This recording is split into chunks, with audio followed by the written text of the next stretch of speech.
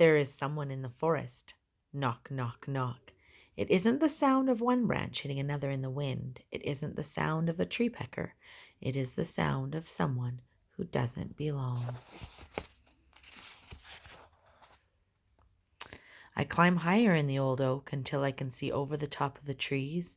I look in one direction all the way to Grandfather Mountain. I look in the other direction all the way to the village where the peoples live. Nothing seems wrong. Below me, the green forest sways in the wind.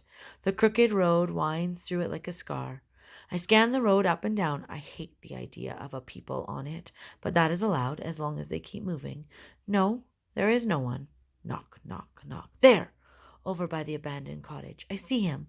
A little people the size of an ant. He's not on the road where he is allowed. He is in the forest. There is a people in our forest. I don't take the road, that's for them, and besides, my way is faster. I run along the deer path, leaping barefoot over roots and rocks. The screaming blues dive at me, protecting their nest, but I'm past their tree in a moment. I stop short, almost falling. A spider web stretches across the path, sparkling with dew. I go around, careful not to break the spider's pretty work, and I start to run again. When I get near the cottage, I slow down. The knocking has stopped. I don't see anyone, but I know he's there. I can smell him, or at least I think I can. Like all peoples, he smells like soap and taking baths and eating with a fork. Horrible. The door is wide open and an old white cow stands in the garden patch chewing weeds.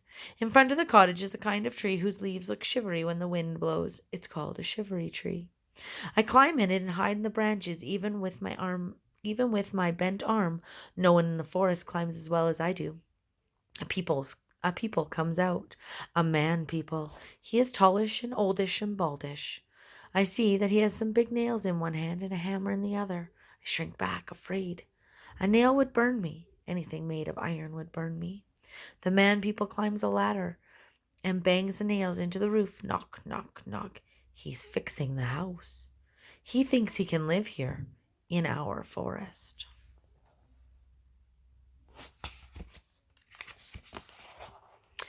Badness, I cry. This forest belongs to the fairies. You cannot stay. The man people is so surprised he nearly falls off the ladder. Who's there? He says, scanning the trees. Let me see you. I laugh my wickedest laugh. You don't want that. A people like you would scream and run away if you saw my face, and your hair would turn white as bone forever, for I am wicked Nix, the foulest of the fairies. Oh, he says, leave at once. But the man people climbs down the ladder and squints up into the shivery tree. But it's my home, you know. This makes me angry. I make my voice low like the growl of a bear. I warn you, if you don't leave, I will put a curse upon your garden so that nothing grows but thorns. I will put a spell on your hearth so that your fire always smokes. I will turn your well water into skunk spit and frog pee. I will give your cow wings and she will fly to the moon.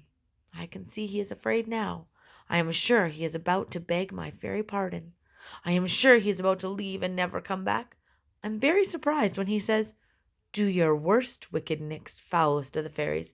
This cottage is mine, and I will never leave.